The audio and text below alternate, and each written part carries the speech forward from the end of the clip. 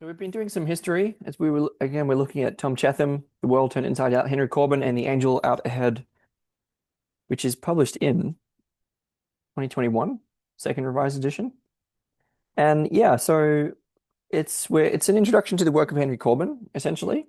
And again, the background and context for this is in the first 5 minutes of the first video, and we've been doing there's a lot of Heideggerian stuff. And then we were talking about the history of Persia, both in the pre-Islamic and then Islamic ages. And so we've just been in chapter 2, which is about that historical context called an Oriental Theosophy. And now we're moving to chapter 3, which is called Modes of Knowing and Levels of Being. And so this is again where it gets a little bit more philosophical again, which to me feels, it's different. There's quite a lot in here. So let's see what we can find. And again, that 5 minutes of introductory context into who Tom Chatham is, who Henry Corbin is, and so on, is helpful for anyone coming across this from pages 75 to 89. So, Tom Chatham, Modes of Knowing and Levels of Being. Section 1, Thought and Being. Let's see what we can find. One of the most fateful characteristics of modern consciousness is our utter confusion concerning the nature of the relation between thought and being. As Heidegger said, we have forgotten even the meaning of the question. What do we mean by being? In our implicit metaphysics, we are most immediately the heirs to Descartes. When we speak of being, we mean one of two kinds of things, two kinds of substance. On the one hand, there is the res cogitans, thinking substance. And on the other hand, the res extensa, the extended substance.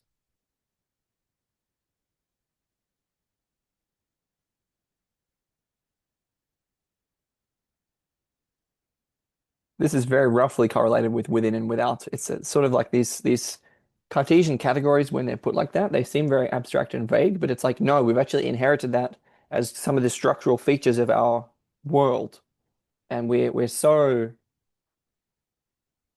unconsciously used to understanding and seeing and perceiving and acting in terms of that metaphysics that we don't even realize that that's what we're inhabiting.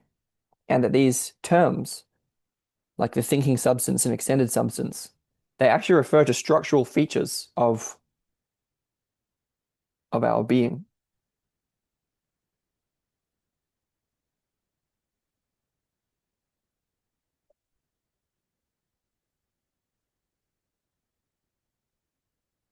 The idea is that we confuse these things or kinds of substance. I don't know if it would be true to call them things. Anyway, we confuse them for being. And obviously Heidegger's going to want to take us deeper. Again, it says, and like Descartes, we do not know how they are ever to be related, except by reducing one to the other. Unlike Descartes, who could still call on God for a solution, we have as a culture largely opted for the materialist position, which would be to reify the reality of the res extensa, the real, what's concrete, what's material, at the expense of the romantic tradition, let's say, which it seems to emphasize in some way the interior or the abstract in a sense. Again, very broad generalizations. Thought, the elusive nature of which is recognized by allowing it the status of an emergent property, is nevertheless in practice understandable in terms of changes that take place in matter. For the evolutionary biologist, the higher order thinking skills are a perhaps surprising result of natural selection for traits that allow the development of optimal behaviors.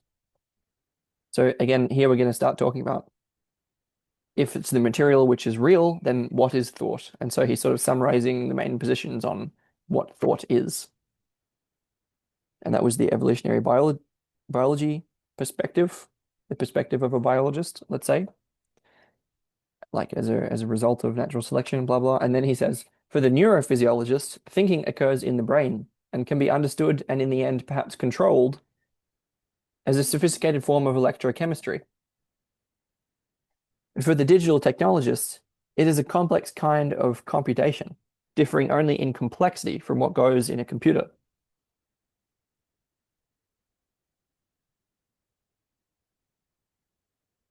The situation resulting from this metaphysics, again, the idea is that all three of these somewhat materialist perspectives buy into a certain metaphysics, which we've been questioning here through Corbin and Heidegger. The situation resulting from this metaphysics is dangerous, not least because of the effects it has on the distribution of power in the world at every level. So this is a postmodern critique. At every level, psychological, spiritual, and political. The kind of knowledge that science pursues is entirely materialist, and we've been successful in the pursuit. We have the power to change things in the world of material causality, though we do not often understand the consequences. We have nearly lost the ability to conceive or speak of any other kind of power.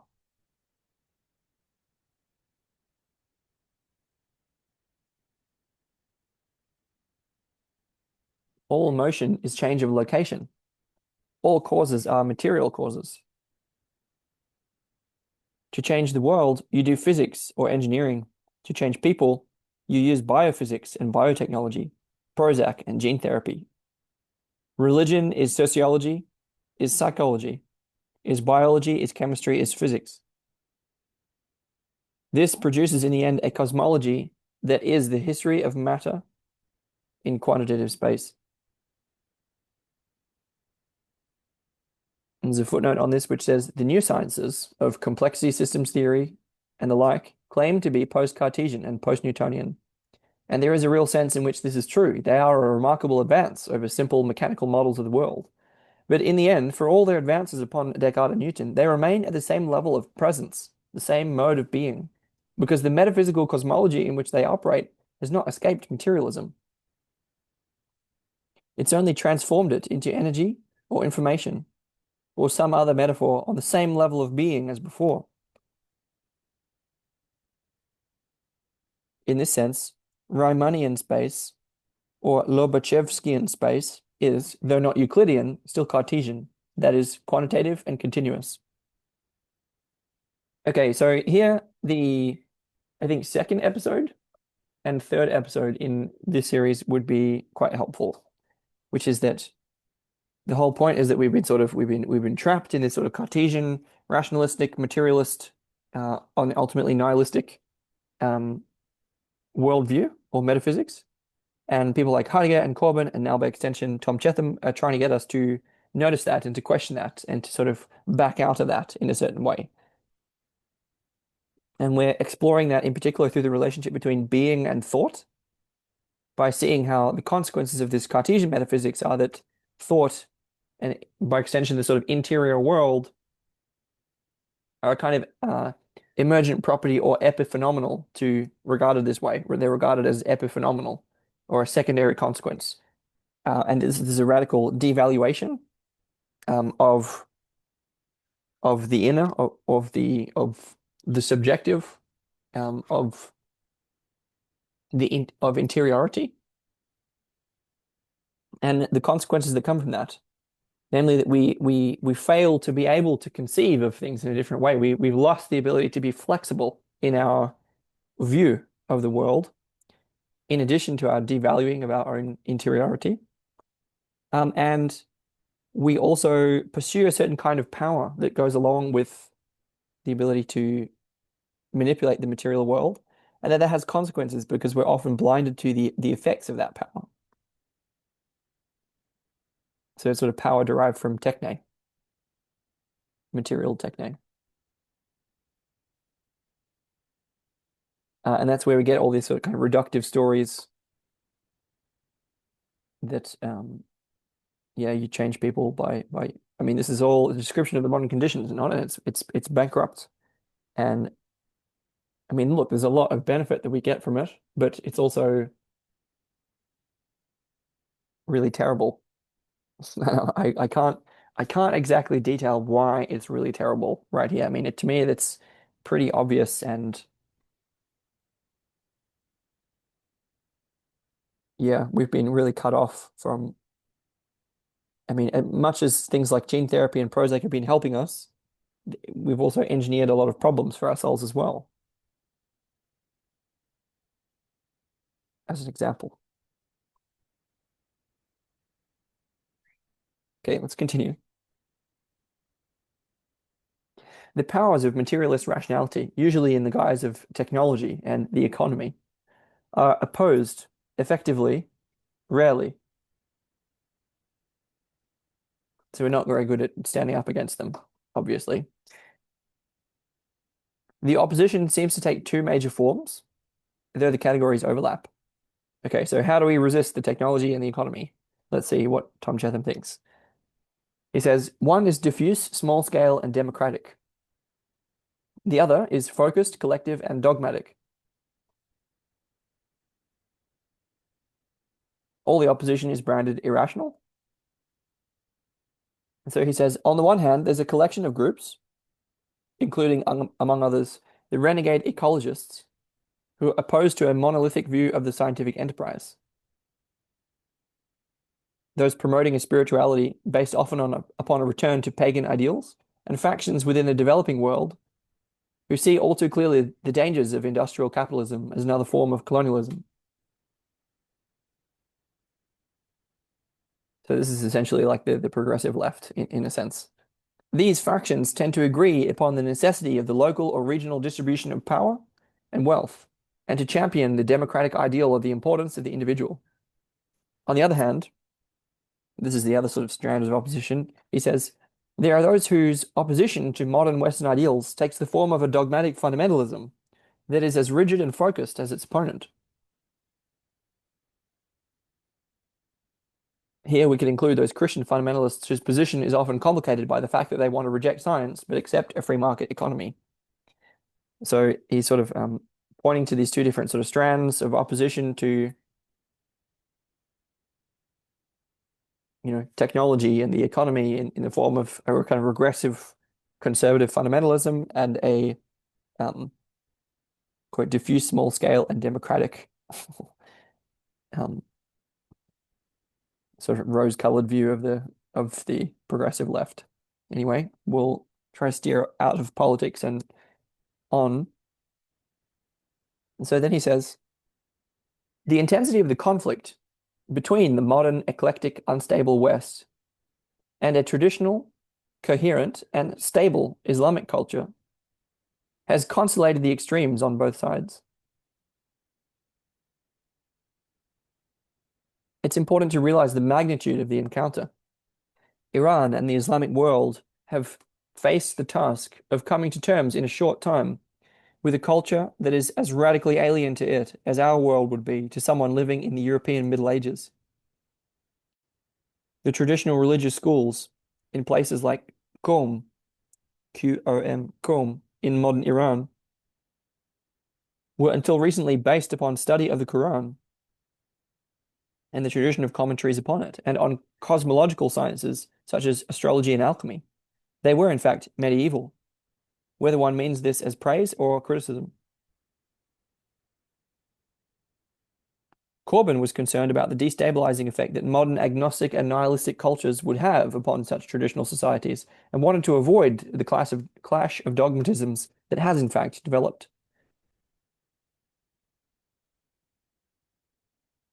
Okay, let's continue. I think we can clearly see that we're maybe sort of attuned to the deficiencies on either side if we're sort of wanting to criticize like a medievalism that never went through a reformation. Uh, and so we can see the value of science and the modern worldview like that. I think we can also see the profound um, well, nihilism, the costs that came about as a result of modernity that have not been addressed. And I think we can see how through Corbin and co, we could maybe come to a little bit of a different point of view on some of these traditions that we've simply sort of swept past in modernity, and maybe be a little bit more nuanced in our at least getting to know them. And so let's stay out of dogma and stay within curiosity in terms of this relationship between being and thought, which we're going to try and continue further, I think. So what he says is scientific rationalism can degenerate into a fundamentalism, just as dogmatic and fanatic, as expressed within any religion, but bolstered by rationality. It is sophisticated, organized, powerfully focused, and has tremendous economic, intellectual, and social prestige and power. I think I would talk about scientism.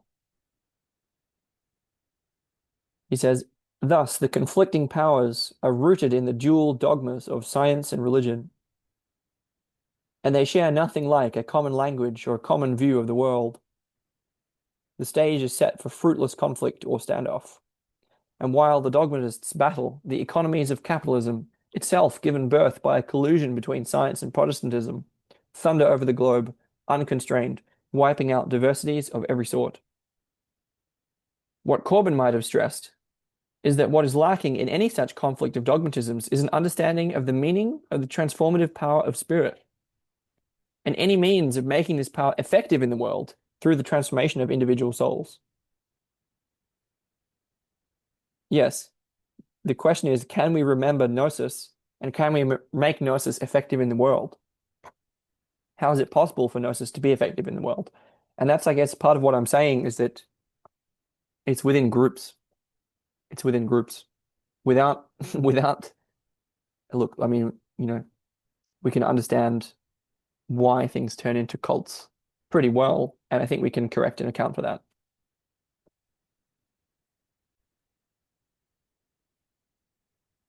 This situation is rooted in the way we grasp the relation between thought and being.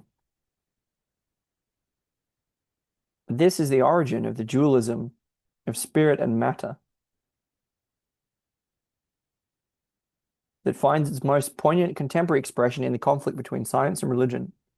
Okay, so yeah, here we have this claim that there's these modern conflicts, such as that between sort of scientism, and a fundamentalist religious point of view. And this is maybe a little dated now, as this is all these dualities are going out the window, but certainly we see that these factions are quite large. And yet there's a claim, so this is based on the traditional split between spirit and matter, and there's a claim that in turn derives from out of this conception of the relationship between, quote, thought and being, both capitalized. And we're going to explore a little bit more about what Cheetham means by that. Here again, Corbin claims the priority of metaphysics. It is our unacknowledged metaphysics that determines our ability to open ourselves to other modes of presence.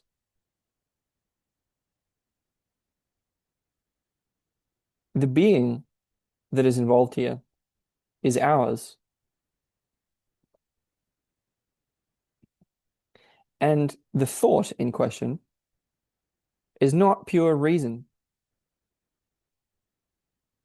since that assumes res cogitans, but rather thinking understood as expressive of the mode of being, the mode of presence of the thinker. What in medieval philosophy was known as intellectus. Okay, so here we have the idea that we try and get a sense of what these categories are. These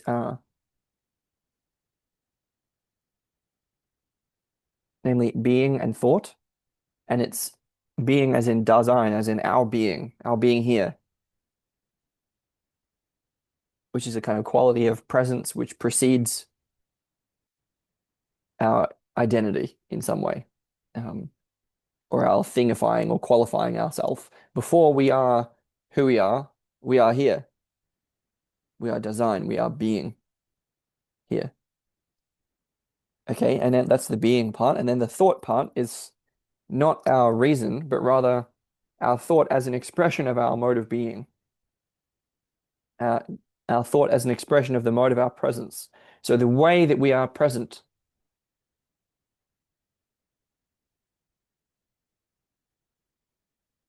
is expressive of our, is expressed in our thought. The way that we are present is expressed in our thought. So you could say, I'm present in an investigating way because I mean, I don't know. So yeah, so the idea here is that this is accessed with that term, medieval term intellectus. And the idea is that thought is not something which is somehow tacked on to substance. Thought is not something secondary to substance, whether that substance is spirit or whether that substance is matter.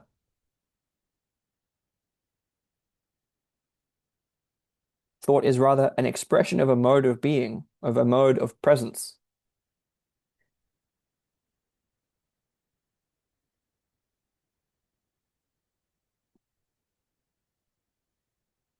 I would connect here the terms like the thinking as a kind of language, right? As a mode of expression, thinking as an art form, thinking as a style.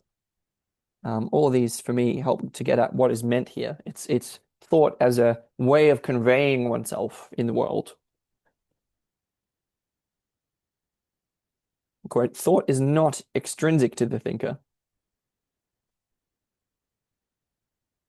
If it were, then it would not matter to the thinker what the content of the thought is. We then would be computers, but we are not. Thought is essential. It reveals the essence of who we are. It is expressive of a moral and spiritual mode of being. It's not something we do. It expresses what we are.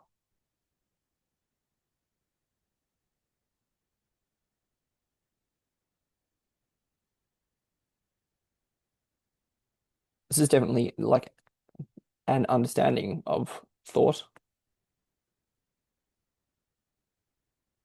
I just also notice in the background that part of me is like, yes, but all this is sort of very much is a way that it's kind of within the mind. And what do I mean by that? I mean, I don't know. I think there is very much a way of mistaking our mind and the thinking that takes place within it as a way of mistaking that for reality. And I think even if we conceive of thought in this way, which is in some way deeper or more foundational, this is the expression of a mode of being. There's a way that for me this is kind of still from out of the sphere of the mind, and I don't know, I just notice a potential for a self-deception of a certain kind. The question here is, does it help us to deepen our, like if we bring more presence to bear, if we bring to bear a mode of being which is in some way deeper, and if we understand and express our thought as expressive of that depth, then does that actually account for, does that actually help us to get back in touch with the depths of our being that we've been cut off from? Or does it actually make it more difficult for us to do that?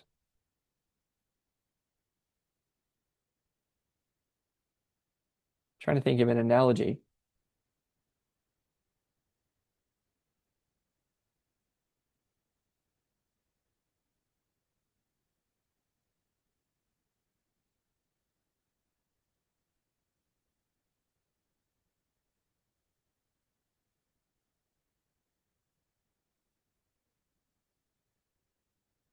Okay, okay. I have an analogy. So Imagine that you're in a swimming pool, and imagine that you're in the paddling pool, the really shallow bit.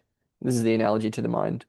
And imagine that this, like what Corbin is essentially saying is that like there's a deep part of the pool, the deep end of the pool, and there's the paddling pool. And kind of what Cheetham, I feel, is saying is that like, hey, it's actually the case that these pools are connected.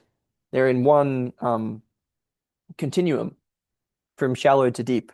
And that if we can recognize that when we're in the shallow end of the pool in our thinking, that we're actually connected to the deep end of the pool, then we can learn to swim. And I think like maybe what I'm trying to suggest is that may be the case. It may be that we can can recognize and appreciate and understand our thought as expressive of our inner depth, and that by analogy, the deep end of the pool is connected and in a sense present within the shallow end of the pool. But it might also be the case that what we actually need to do is get out of the pool, go around to the deep end, and jump in. And that there's no, that merely recognizing that the shallow end of the pool is connected to the deep end doesn't necessarily get you there. It may do, and it may not. And I think the question would then be how to tell, how to tell. And I think for me, this comes with, I think that there are certain sort of desired results or expectable outcomes, although you have got to be careful with this because you don't want to condition ourselves towards certain outcomes. But I think I may regard this way of conceiving of thought as somewhat romantic in a sense. It's kind of like, well,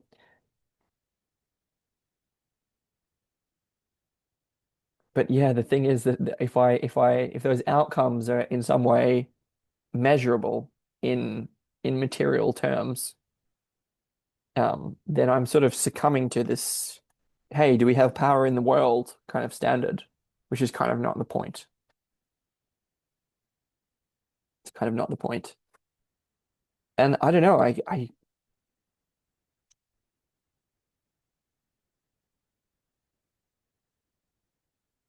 feel really stuck by that at the moment because it's like, yeah, for sure, we need to develop like other modes of being, other ways of being in the world. But I think there's also a way that they can profoundly distract us from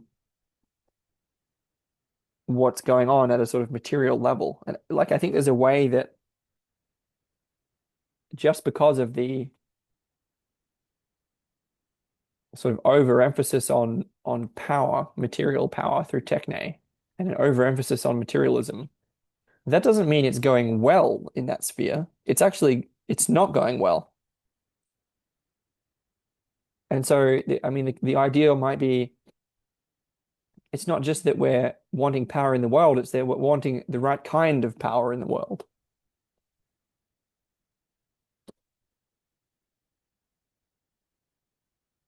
One helpful way to bridge this a little is to use Viveki. So Viveki's talked about these four ways of knowing, the propositional, procedural, perspectival, and participatory ways of knowing, which I won't go into great depth with here, but the idea being that they're connected and that they're all present within us in some way, that we know that things are the case, we know information, we know how to do things, we know skills, we know from out of different perspectives,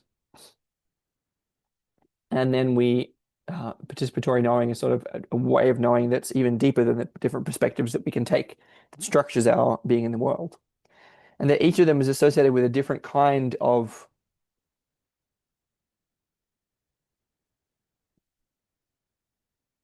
not sure what I would call it, but he connects propositional knowing with truth, procedural knowing with power or skill,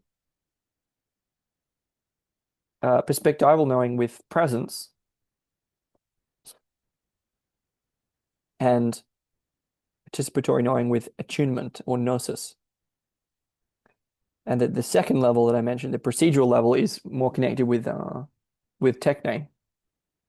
And then there are propositions are more connected with episteme, as in epistemology, and perspectival knowing with presence, and then noesis, noetic knowledge.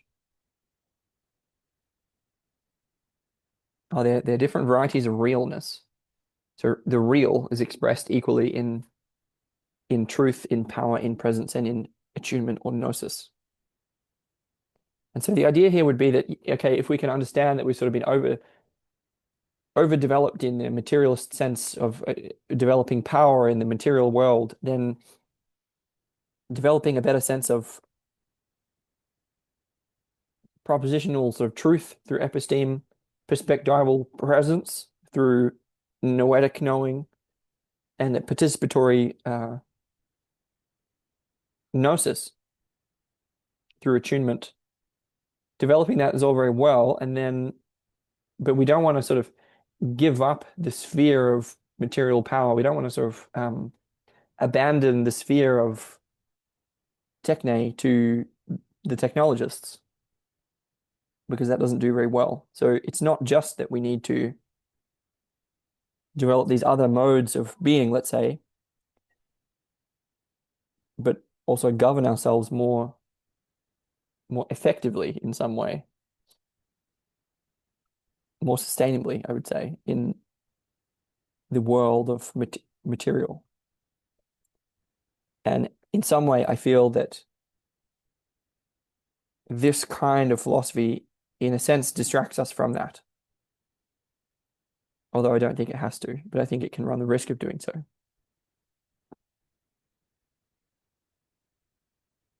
Because it's sort of like it gets quite romantic. Like if we just sort of conceive of thought in a different way, it's like, great, well, maybe we can sort of, a few of us can learn to do phenomenology, but I don't really see how that helps, you know? I mean, I can sort of, yes, it's a deeper notion of what thinking is and like that, and like, wonderful, good job, philosophers, but it's a little bit sort of disengaged with the quote unquote actual world in a way that I feel is like, and then it's like, no, we're actually really engaged, and then we get into an argument about what it means to be engaged and like blah blah, and it's like, I don't know, it just there's something to me that seems pretty obviously profoundly lacking about simply conceiving of thought in a deeper way. We I mean, the whole point is that there's a meta crisis as well, not just a meaning crisis for me. And also, even if there wasn't a meta crisis, I don't think this is the most interesting or meaningful or whatever. It's way. I think I'm saying that, like, yeah, in the context of this prescription for these like profound biopsychosocial changes that are accompanying life in our time, not to mention with technology, um, we really need like a better way of showing up in groups, particularly like a co-creative problem solving and, communion in groups. And I want that to be like explicitly stated. I want that to be like front and center, you know? I don't want to, I feel that there's a great mistake that people fall into, of feeling that just by reading philosophy, just by thinking in a different way, they're actually, in a sense, getting anywhere. And they can say, "Oh, it's not about getting anywhere." It's like I get that, right? I appreciate that. I think I would describe it as rearranging the deck chairs on the Titanic or whistling past the graveyard. It's really like n deeply not showing up. It also feels a bit lotus eating, sort of introspective or narcissistic. There's something about it which feels a little indulgent or decadent to me. But anyway, this is a little bit of a soapbox rant. So let me go back to what we were reading, which is in, yeah, Tom Chetham. So I'm going to repeat what he said. He said, again, we're talking about this connection between thought and being and trying to conceive of thought in a deeper way. And he says, thought is an expression of a mode of being, of a mode of presence. Thought is not extrinsic to the thinker. If it were, then it would not matter to the thinker what the content of the thought is. We then would be computers, but we are not. Thought is essential. It reveals the essence of who we are. It is expressive of a moral and spiritual mode of being. It's not something we do. It expresses what we are.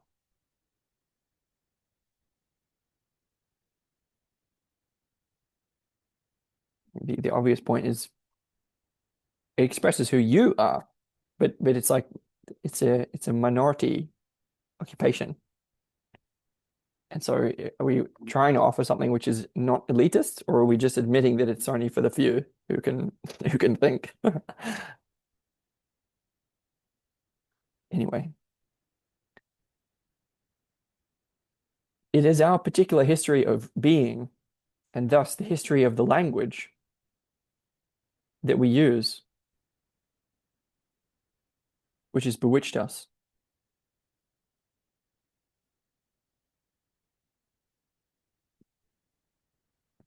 For Corbin and Heidegger, because our language, our thought, and our mode of presence are all inextricably interwoven, the history of language is crucial for understanding who we are and how we've come to be the way we are.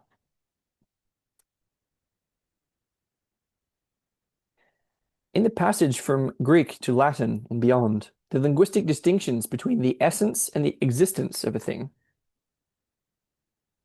become correlated with a fundamental dissociation between thought and being. Okay, so this is the classic, Heideggerian and existentialist difference between essence and existence, which they're connecting with thought and being.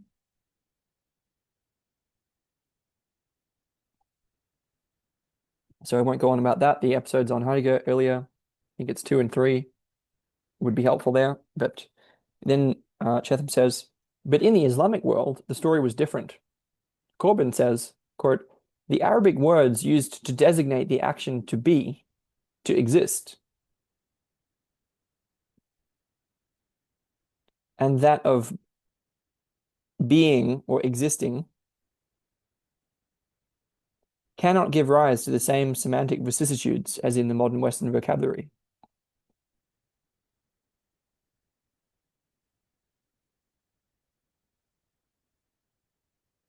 So I think that distinction is a rather subtle distinction. It's sort of the distinction between being and essence and existence. And I think the first one, which I'm connecting with essence, it literally says to be or to exist. It's the Latin esse. It's connected with the word wujud, which I guess is Arabic in origin. And the second, namely connected with ens, ENS, the Latin, is connected with mawjud, MAWJUD, mawjud. Anyway, it's a little bit of a subtle distinction, so I won't get hung up on it. Let's keep going.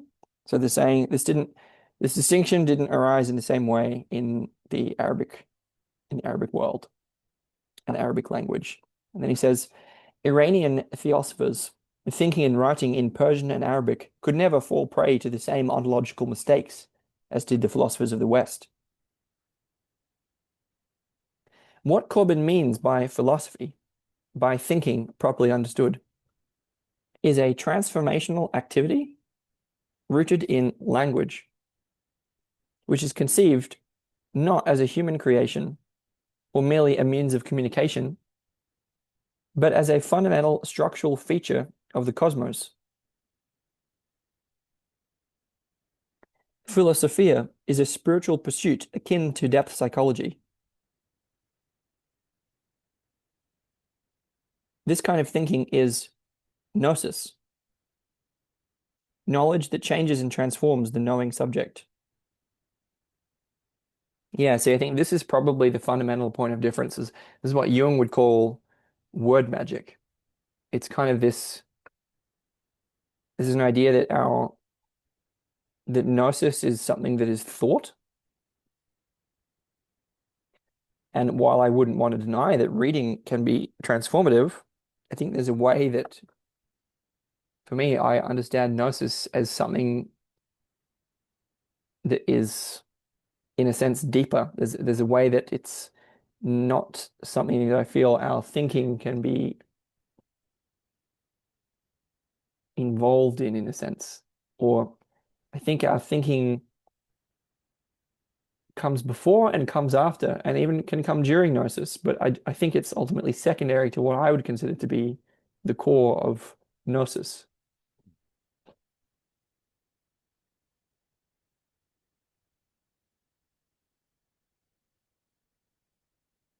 And maybe that is a fundamental difference because, as they're saying, this idea is that language is actually a fundamental structural feature of the cosmos, and that in some sense, in gnosis, it's the fundamental structural features of the cosmos that change. It can be our language that changes. I wouldn't want to deny the aspect of gnosis which involves language and its transformations, or thinking and its transformations. But I think as thinkers, it can be really easy to be blinded to the dimensions of gnosis, um, which are central, which are not linguistic. I would think here, for example, for me, there's an obvious connection between the gnosis and mystical experience, in the sense that classical mystical experiences are now empirically measurable, and they're directly correlated with transformation, as in transformation in personality and way of life accompanies the depth of the mystical experience in a way, and we can measure that. And off the top of my head, the mystical experience questionnaire from Johns Hopkins includes such dimensions as um, sort of noetic depth, timelessness, sort of an overpowering quality, and the ineffability, not able to be languaged or beyond words. And there may be others, but yeah, on the face of it, I think if we can't put language to experiences that are deep and profound and mystical and like that, if we can't put any language to them, then I think I would follow Chris Beisch in regarding that as a kind of failure of integration. I think part of the role of integration is to help us bring such experiences to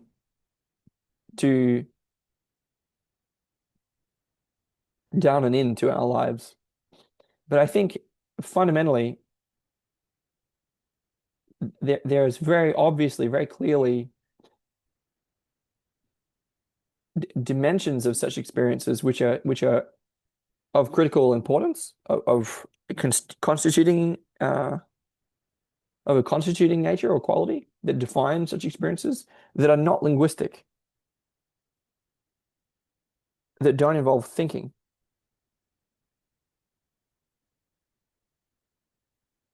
I wouldn't want to preclude the involvement of thinking.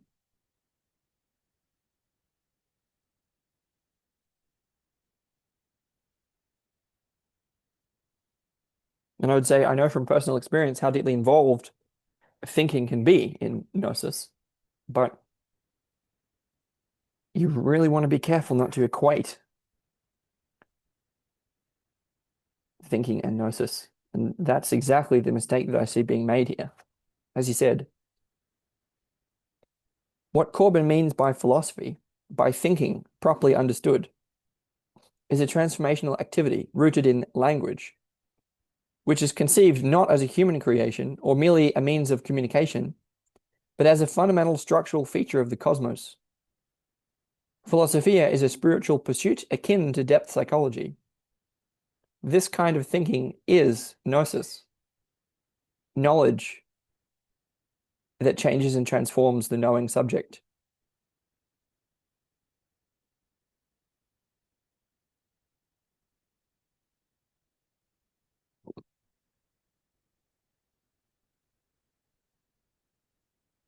Thinking need not leave the thinker unchanged, as does the thinking done by a computer.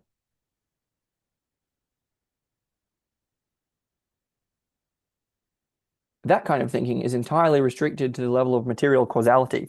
The kind of thinking that does not leave, sorry, the kind of thinking that does leave the thinker unchanged is therefore abstract in Corbin's sense, because it is ineffective in transforming the knower and the world.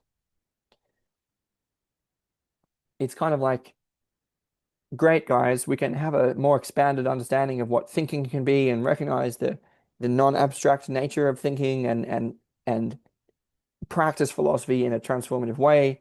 And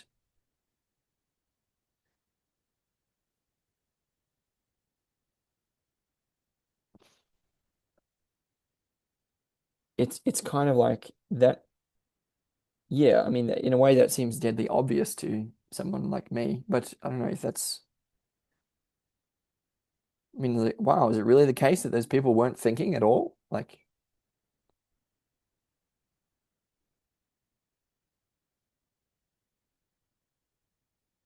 yeah, and so I just think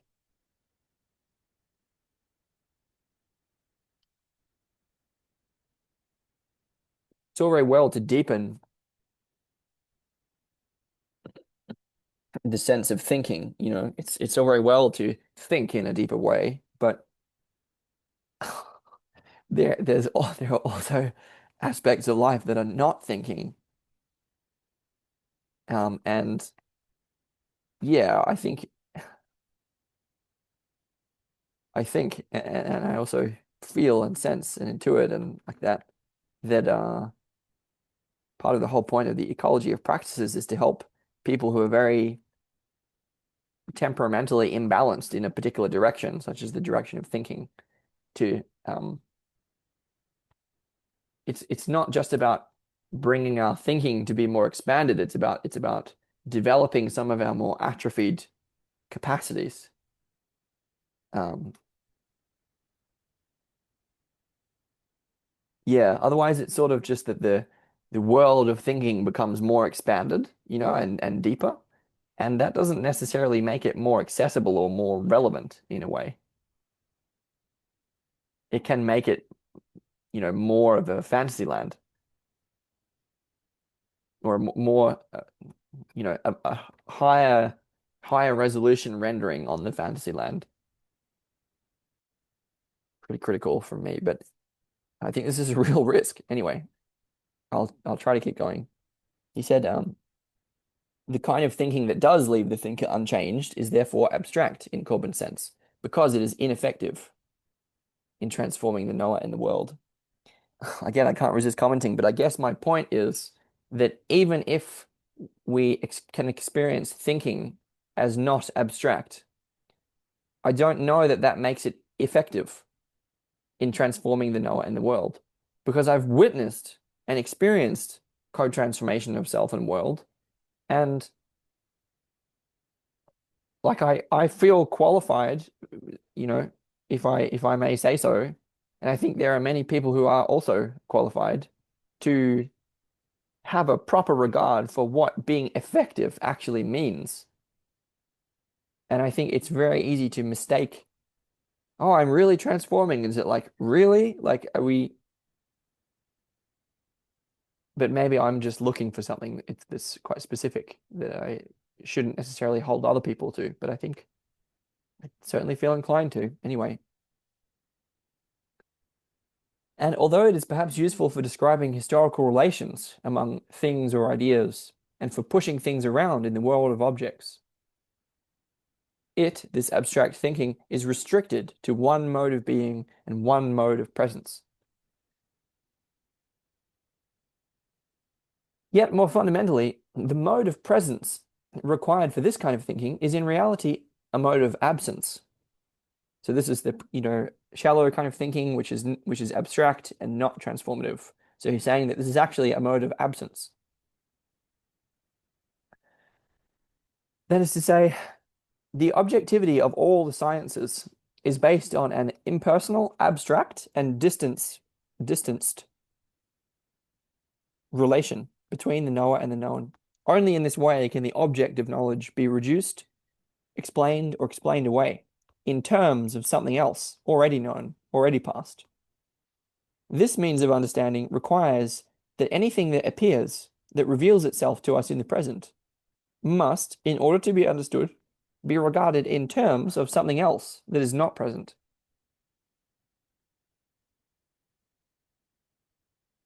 That's interesting. So there's a connection here between the way that we know in a scientific way and our preconceptions, our metaphysical preconceptions about the notion of time itself, time and space.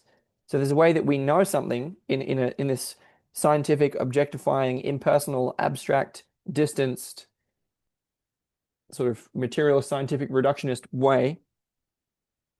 It seems that we know something by reference to something else which is not here with us. We reduce it or explain it away in terms of something else which is already known, a past experiment, something that already happened. Yeah, so there's a way that whatever reveals itself has to be regarded, has to be understood in terms of something else which is not here.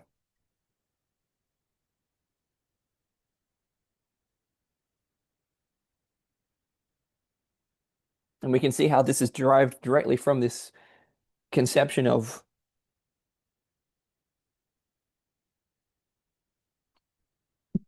past and future are present to us as absences. Past and future are present to us as absences. Past and future are present here to us. They're actually notions. They're actually modes of being. It was regarded in that third chapter, in that third section, that third video, as the past is the under the ground, and the future is the toward the horizon in Heideggerian terms. And so we can see here that if we understand that presence is ontologically primary before the past and before the future, that presence and the present is prior,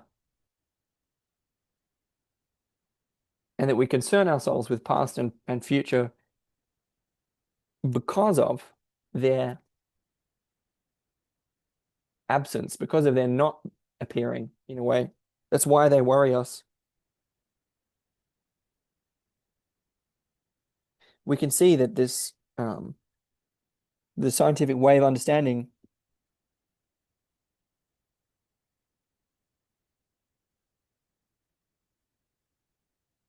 is what he calls a mode of absence.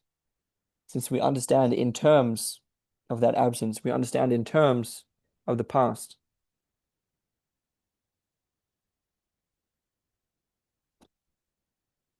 You can say that the past is present as an absence. As he said, this means of understanding requires that anything that appears, that reveals itself to us in the present, must, in order to be understood, be regarded in terms of something else that is not present. Thus, the thing we confront is erased, swallowed into a system already in place. And the possibility of presence removed. Corbin is always thinking explicitly in terms of the humanities, of history, sociology, and study of religion. And the same points are true to an even greater degree with respect to the natural sciences, since they have provided the template upon which the humanities are increasingly modeled.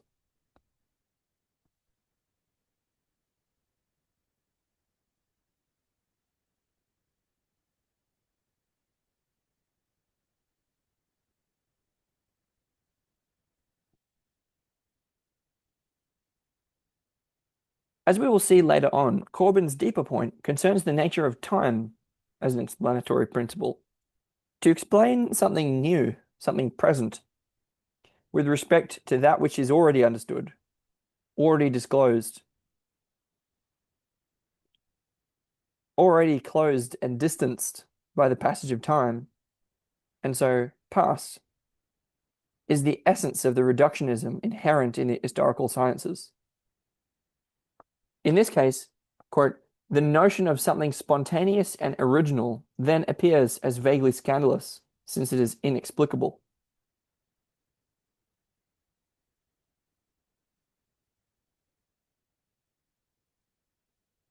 And in that case, the new must be explained by precursors, influences, and causes. Again, to think this way is to be this way. And to do so, we and the world we inhabit must remain in absence. The absence, which is the presence of the past. The past is present as absence, and hence to inhabit the world in that way, we must remain in absence.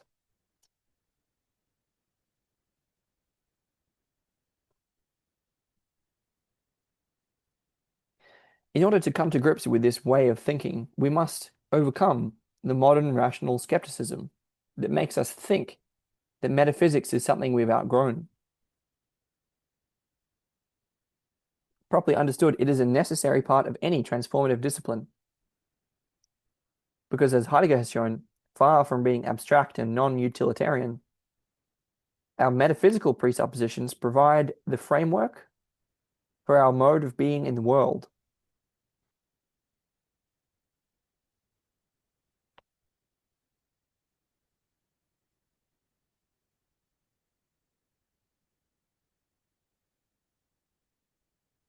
Look, I think it's true that obviously our metaphysical presuppositions do provide the framework for our mode of being in the world, but it cannot be the case that it is only possible to change our metaphysical presuppositions through this kind of philosophy, because this is a minority activity in the extreme, right? How many people are going to go read Corbin? Not many. And nevertheless, people's metaphysical presuppositions can and do change.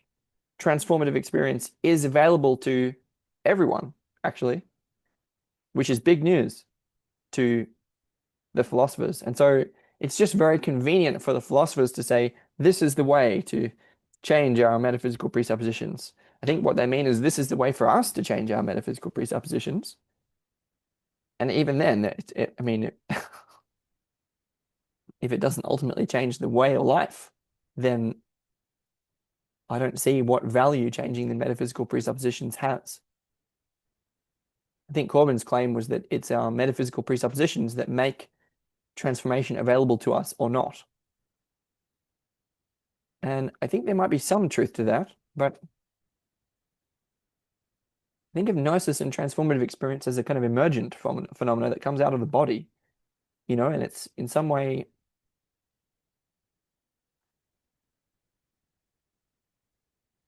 it's so tricky here because it's not about changing what people believe. It's about changing who we are, revealing more of who we really are. Anyway, the understanding here is that, quote, in order to come to grips with this way of thinking, that of science, we must overcome the modern rational skepticism that makes us think that metaphysics is something we've outgrown. Properly understood, it is a necessary part of any transformative discipline. Because as Heidegger has shown, far from being abstract and non-utilitarian, our metaphysical presuppositions provide the framework for our mode of being in the world. So it is through understanding our metaphysical presuppositions and the language in which they're embedded that we can see their limitations and so begin to free ourselves to move beyond them. I don't think that's true. I don't agree with that. I do not think it's necessary to understand our metaphysical presuppositions or the language in which they're embedded in order to change them. I think our metaphysical presuppositions are derived from out of our way of life. I think our way of life conditions our metaphysics. Obviously, obviously, obviously. And that brings us to, but I'm not reducing metaphysics. But it's just very convenient to say, oh, what we have to do is to understand through philosophy. And I feel that this is just repeating the same mistake. It's like, well, I certainly understand the value of it, and I find it profoundly valuable, but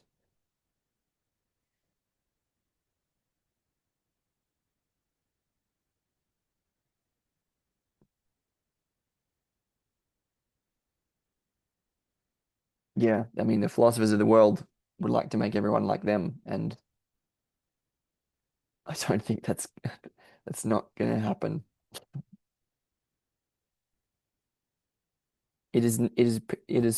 I'm so sure about that. It is not necessary to understand our metaphysical presuppositions or the language in which they're embedded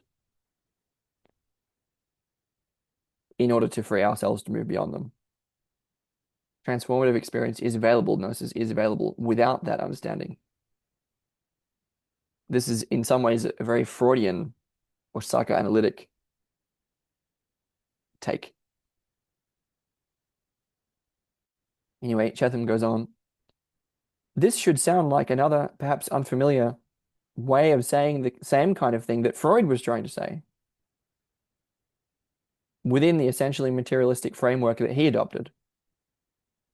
The task for us is to free ourselves from a trap that we do not know we are in. The task is to become conscious, to reveal to ourselves our mode of being and our form of life. I'm disagreeing about how to do that. I think the task is to become conscious, and I think the task is to reveal to ourselves our mode of being and our form of life. Um,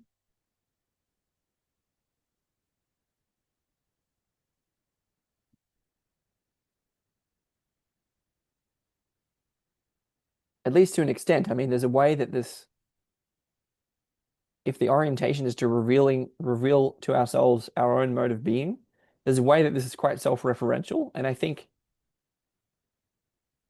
there's an open question about how much that relates with consciousness itself. Like, is it that we need our mode of being to change? Or is it that we need to become more aware of the mode of being that we inhabit? Or is it perhaps both?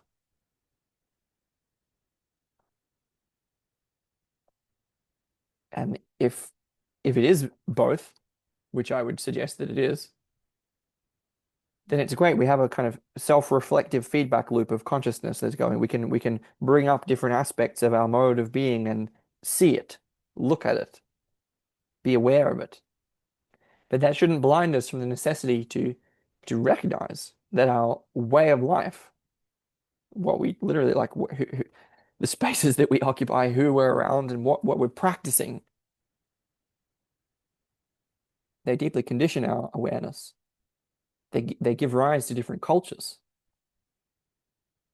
different forms of consciousness.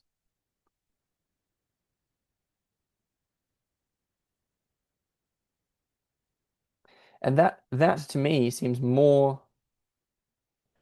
So what I would say then is that it is both inevitable and uh, desirable to change our way of life in light of the diagnosis of the 21st century. And that it does not require this philosophical practice in order to see and partake in that change. And then we can say, not only do we need to sort of change our way of life, not only will we change our way of life so as to change our mode of being in the world, change our culture, and I think that there are different metaphysics that arrive from that. And the availability of gnosis and transformative experience through intentional practice. Not only that, but we also have this claim that I think is reasonable, that it is good to become more conscious, not only to change our mode of being, but to be more conscious of the mode of being that we inhabit. And then I think we can be aware that our ecology of practices can help us to firstly change our mode of being. So an ecology of practices is part of a way of life that is changed if we're in If we're in an ecology of practices, in a community of practitioners running a viable worldview, this is why it's all of that together in a Civium model, right? That's from Jordan Hall. The idea is not only that, but then that there are specific practices. There's a specific design in the ecology of practices that can support us to develop a specific kind of consciousness that is more self-reflective.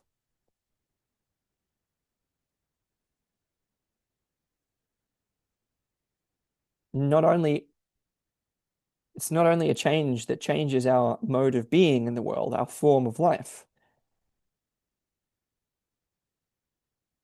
from one style of culture to another, let's say, but also such that because there may be a diversity, a great diversity of cultures, as there are now, but the idea would be to promote an ecology, a way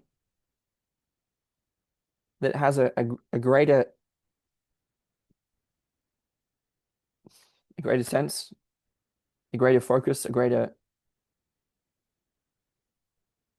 appreciation for self-reflective awareness that can help us to bring up different aspects of our mode of being, of our culture, and see them.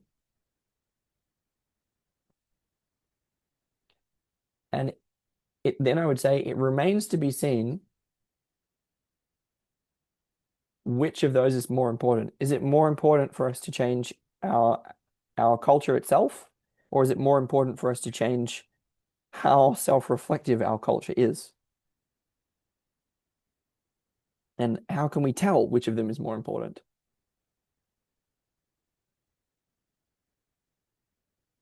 And it might have to do with the quality or the way of life of the participants. And I would say it's something to do with the amount of good that they're able to achieve, although you want to be careful with that. I don't know if it can ultimately be measured. And then the temptation here would be to say that there's a greater emphasis on becoming this self-reflective consciousness and a de-emphasis on the necessity to change our culture, to change our mode of being through other and equally powerful, if not more powerful, more relevant ways. So obviously this is a way that is emphasizing philosophy, and I'm putting pressure on that. I'm not saying it's not important. I'm saying because of this temperamental bias, which because I'm look at me, I'm alone in my room right now doing philosophy all the time. Well, there's a way that this is unconstrained, and so I could very easily fall into the trap of believing that philosophy is really important. But what I'm really meaning is that philosophy is really important to me. And that is presupposing and coming from out of the very mistake that we're being asked to correct.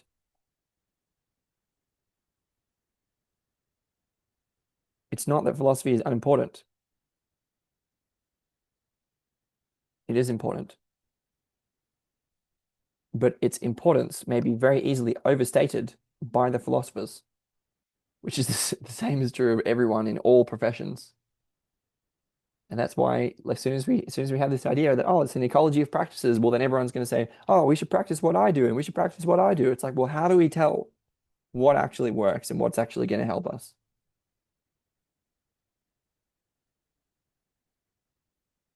And it's not because it's not because the philosophers have an argument for it. You see what I mean? It's like, but it's not that if that just because they can convince us, just because they can philosophize about why philosophy is important, doesn't make it true. Which is it's so funny. It's such a rant, but it's like it's so clear to me that this is a mistake that is so easy to make that Cheetham is making right here. Okay, now I'm going to continue. There's sort of one page left before the second part of the chapter. Quote, the task for us is to free ourselves from a trap that we do not know we are in. The task is to become conscious, to reveal to ourselves our mode of being and our form of life. If our entrapment is caused by the nature of our most basic stance towards what Heidegger calls our being in the world, then we must bring that very mode of being into light. Corbin writes, the mode of presence assumed by the philosopher, by reason of the system that he professes, is what in the last analysis appears as a genuinely situative element in that system considered in itself.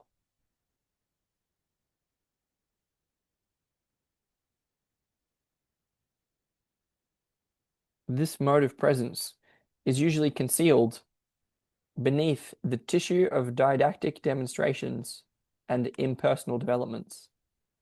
Yet it is this mode of presence that must be disclosed, for it determines the personal genuineness of his motivations. It is these that finally account for the motifs that the philosopher adopted or rejected.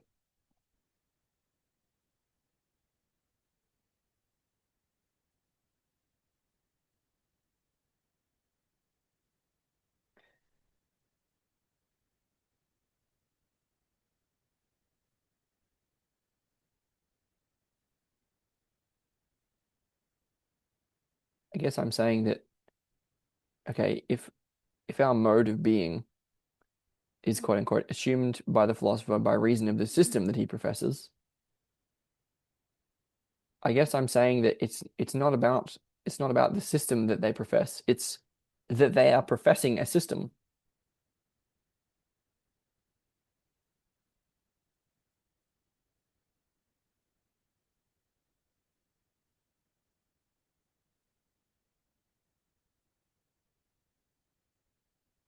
Anyway,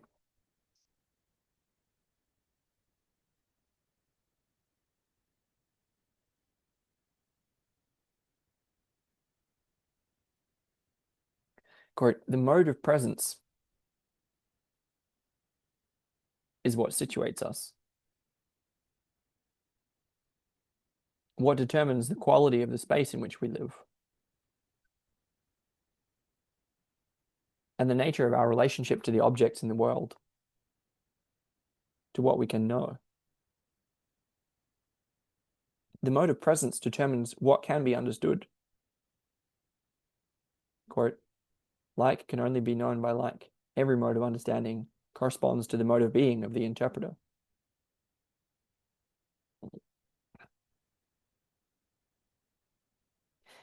And to acknowledge only one such level, to sever pure thought, conceived as a single abstract mode of presence, from the material world, as Descartes did, and to conceive that world as existing on a single plane of being, is to be trapped in the web of historical causality, in the continuous quantitative impersonal space of historical time. It is, in fact, to be agnostic.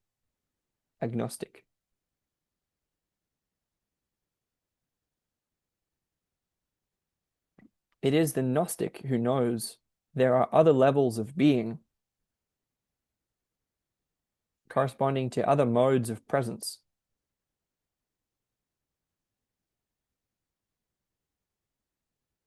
Only the Gnostic can see these other levels of being.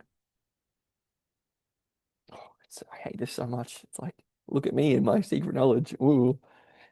Anyway, quote, is it possible to see without being in the place where one sees?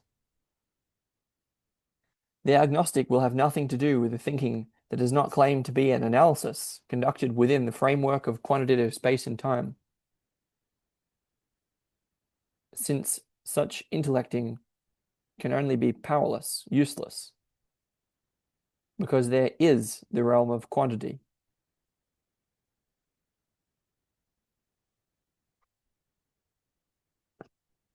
The defining characteristic of agnosticism is thus the divorce between thought and being,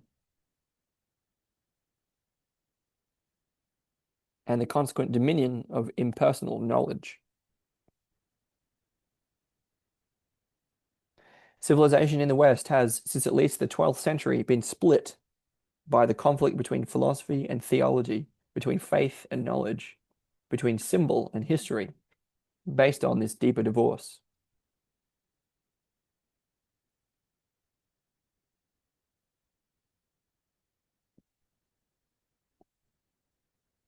In the Islamic world, this was not the case. The Gnostic tradition of the ontologically transformative power of intellect has lived on until today. For the thinkers that are closest to Corbin's heart, there is no point to a philosophy that is not also a spirituality, which does not lead to a mystical vision.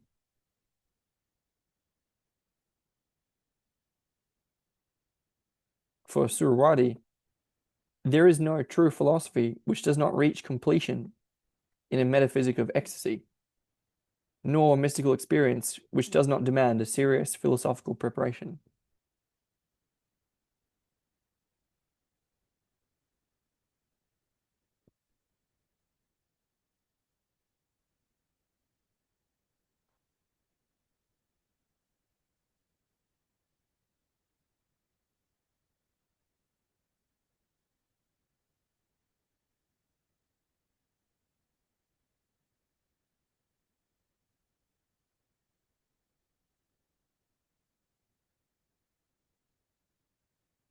I can really see both sides of the split here, and so I might sort of try to just do a little foursquare at the end. And so what I mean by that is, well, there's two positions here. One of them, which is this sort of modernist perspective, which I may be sort of representing or trying to represent in a way.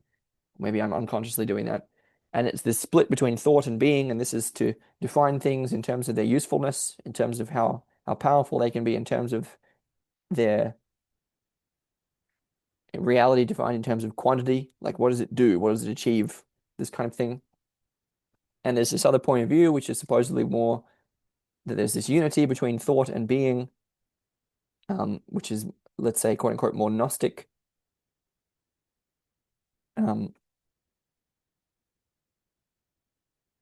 and so then there are strengths and weaknesses either side. And so the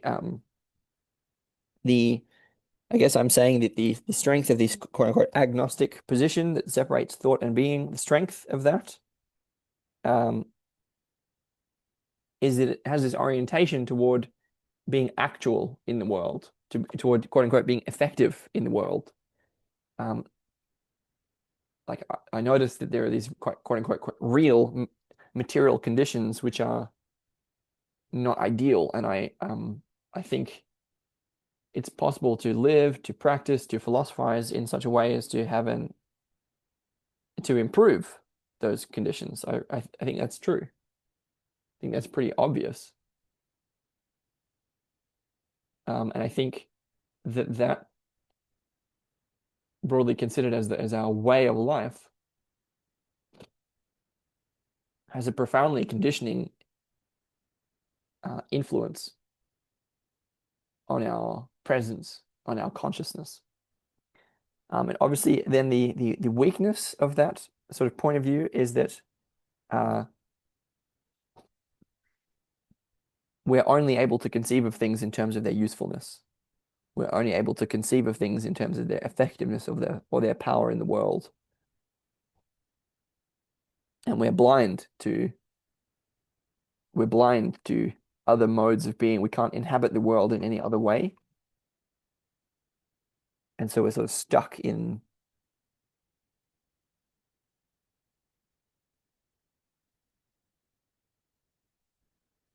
what they would call, what would here be called agnosticism.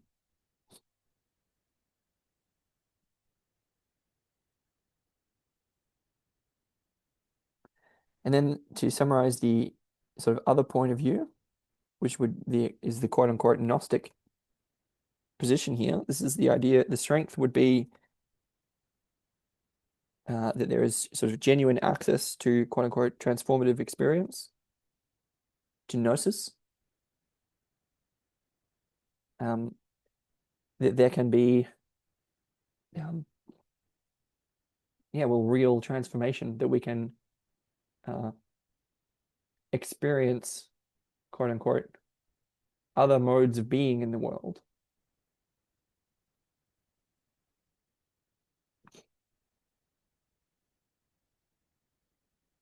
that are maybe unavailable to the agnostic, to the modernist, to the scientist in some way. And the weakness would be that that this bypasses or radically so steers away from influence, that it doesn't show up, that it's a way of going away from the world, away from materiality, away from involvement, away from participation, and that it leaves the running of the world to lesser people.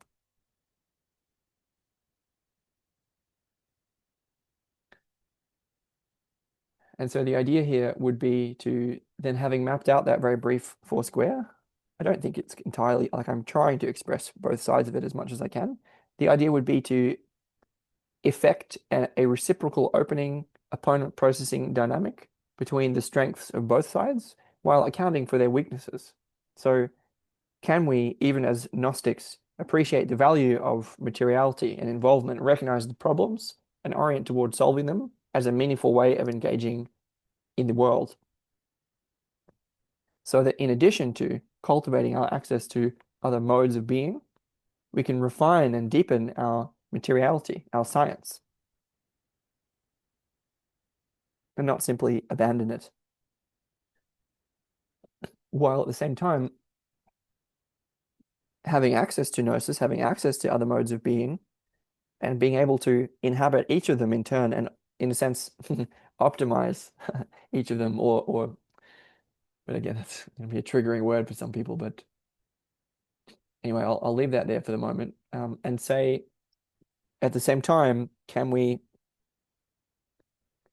recognize the profound value, importance, necessity to change our way of life, not merely by way of philosophy, not merely by way of transformative philosophy, and not merely by way of gnosis, but actually by changing the way that we live in a way that is far more deeply connected with ourselves, with each other, with the natural world, as well as with the sacred. And can we recognize the profound relativity or partiality of philosophy within the good life broadly conceived? Can we be realistic about that? Can we recognize that our own perspective as philosophers? And can we engage? Can we participate in that? And from out of that, can we get engaged with others? Can we engage in a broader way of life? I mean, Plato means wrestler, for God's sake. How much wrestling are we doing as philosophers at the moment? Not much, I submit. Can we practice recognizing that relativity and then actually change our way of life, not just do philosophy? And then at the same time, can we not bypass? Can we not simply orient toward mystical experience or ecstasy? But can we be down and among? Can we be helping out? Can we be applying our philosophy in the world?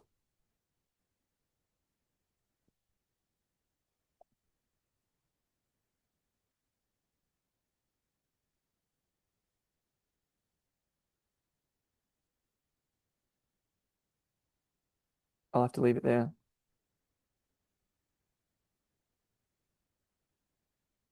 And I'll come back to section 2, a hermeneutics of presence.